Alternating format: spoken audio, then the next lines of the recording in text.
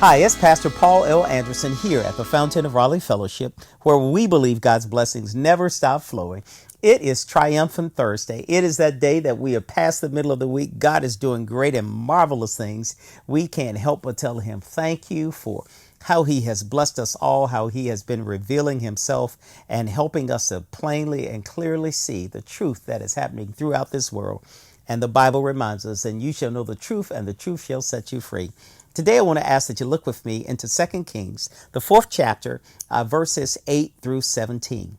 A continuation of stories of how God is moving in the life of his people. Today, we find an illustration, a story that is written about Elisha again.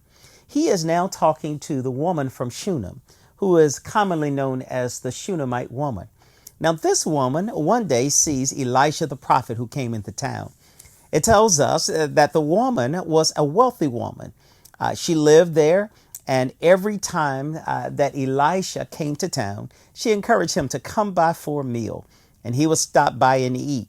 She had a husband, and her husband was there as well. Her husband said, as we see this man seems to be a little bit different. She says, I have perceived that this man is a holy man of God. And so let's do something nice for him. Let's build a small room for him on the roof and let's furnish it with a bed and chair and a lamp so that whenever he stops by to eat, he can also have a place to stay. Her husband says, let's do it. So the next time we find out that when Elisha and his servant Gehazi, when they make their way up to the upper room to rest, she said to his servant Gehazi, he said to the servant Gehazi, go and tell this woman I'd like to speak with her. And Elisha has conversations with her. And as he talks with her, he finds out that there is something very interesting about her. She's a very unique person. She loves God. She loves her husband. But she also finds herself that her husband is getting older and they don't have a son. And Elisha sends his servant and says, go and tell the woman and her husband that God has favor for her. And by this time next year, she is going to be holding a baby.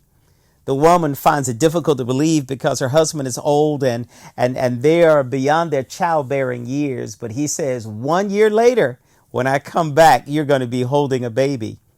And so now the prophet goes on along with his servant Gehazi. And it's amazing that his servant is right there with him and his servant sees some things.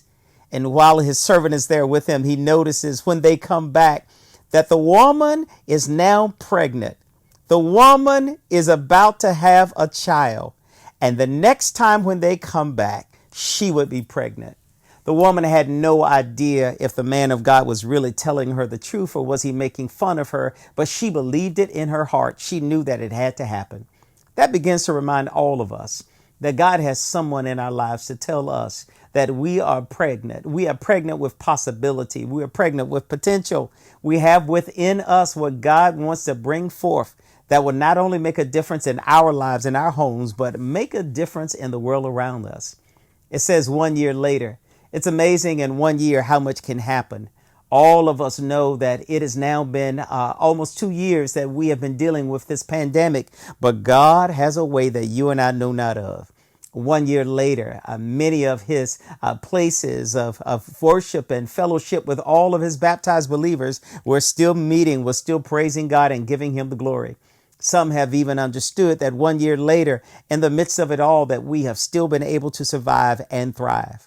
This lets us see that Elisha gives a word to this Shunammite woman, and he lets her know that 1 year later, things will be totally different.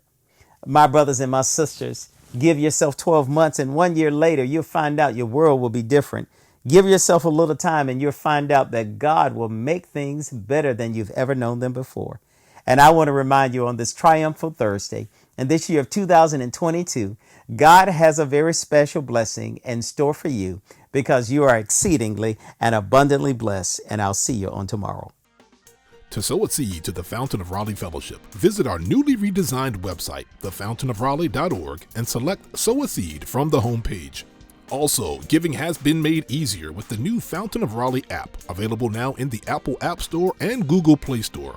Download today, select Giving from the main menu, and then follow the directions to complete your giving through Subsplash.